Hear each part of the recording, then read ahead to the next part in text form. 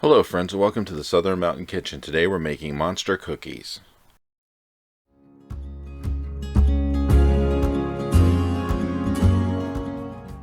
So as you can see on my counter, I have pretty much everything you can imagine in this. So let's go ahead and preheat our ovens to 350 degrees and line 2 large baking pans with some parchment paper. Then in a medium bowl, we're going to put our flour in, which we are using 1 3/4 cup of all-purpose flour. To this, we're going to add 1 teaspoon of baking soda and 3/4 teaspoon of ground cinnamon and 3/4 teaspoon of salt.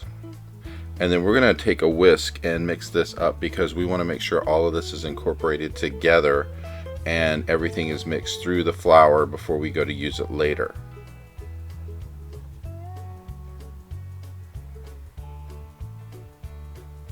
So set that to the side and we're going to move on to the next step. We are going to take 3/4 cup of unsalted butter, which this is basically 1.5 sticks, and we're going to put that into our bowl. Now I have softened this because it's easier to work with that way. And then we're going to add into this 3/4 cup of granulated sugar and 1/2 cup of light brown sugar, which has been packed. And once we get this all in, we're going to go ahead and mix this up with our mixer, because you do need to do this with a mixer. And go ahead and beat this for about like 2 to 3 minutes or so, because you want to make this kind of fluffy and mix through. Mine isn't a very large pan, so it looks like it's kind of thin in the bottom. It's really not. I use this just for the purpose of, I wanted something big so when this goes to mixing up, it doesn't go all over the place or go out of my bowl when it's running through. So go ahead and mix for, like I said, like about 2-3 minutes. Get it completely incorporated. Make sure it's kind of fluffy before we go to our next ingredients. And then we are going to add 2 eggs to what we mixed up. And then on top of that, we're going to add 1 teaspoon of pure vanilla extract. And then we're going to mix again.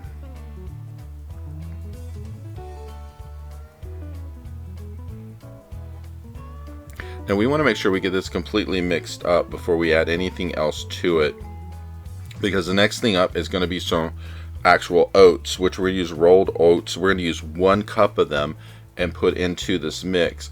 I like to do up to this point with the mixer just because it's easy to get everything incorporated. When we go to adding in like candy and stuff like that, I prefer to do that by hand because it's a little easier to mix, and you don't want your beaters like chopping up your M&Ms or whatever, because it's just gonna like obliterate them, and I'd rather do that part by hand.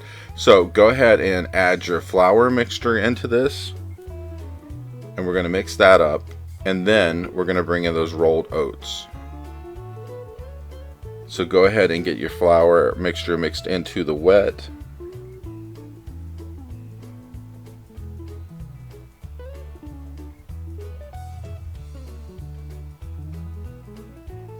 Make sure as you're doing this, you go all around the sides of your bowl to pull in all the flour that might be stuck to the side. I tend to stop at points when I'm mixing and actually use my spatula or something to scrape down the sides, as I just did, and then I come back and mix some more. And this is where we're going to add that 1 cup of rolled oats, and we're going to mix that in completely. And at this point, when this is completely done, this is the last piece that we're going to use the mixer on, like I said, because we don't want to chop up the pretzels, nuts, candy that we're putting into this. Now, before we go putting in the other ingredients, just something I thought of after I mixed these up and everything. If you wanted to use some chocolate chips in here, they probably would be a welcome addition to the recipe. I didn't do it because I wasn't going overly sweet, but if you want something really, really sweet, you probably could add them to the mix. So now we are adding in our peanuts, which I used 1/2 cup. And as you can see, I'm mixing this by hand because I don't want to chop these up completely. And then we're adding in our M&Ms. Now I use peanut M&Ms. You can use regular ones, but I used about 1 cup of them. And it's all in your choice which kind you want. These give it more of a crunch, but the little M&Ms that don't have the nuts in them would probably be a welcome change.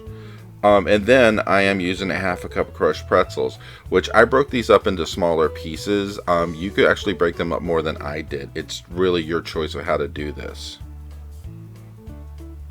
And we're going to mix this up completely and get ready to put it onto our baking sheets to go into the oven. Just a reminder, you're preheated to 350 degrees.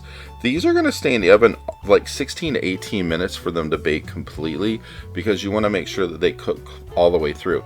Now, I'm doing this by scoopfuls on here. When you get them onto your baking sheet, you want to kind of push them down a little bit so that way they cook evenly, because if they're in a big mound in the center and all this candy and all the other stuff's in the middle, it might not cook out properly. So just kind of push them down a little bit. I leave room between the cookies because I put a large amount of the cookie dough down when I'm baking. And if you made smaller ones, you probably could put a whole lot onto a pan. But I would say no more than 8 of these on a pan to be safe, so they don't bake together and, you know, stick together. And like I said, just go through and just push them down a little bit to make sure they're evened out. And this is what it looks like when it comes back from the oven. And these have such a great taste, and it just kicks with all the different things that are inside of it. You never know what you're going to bite into.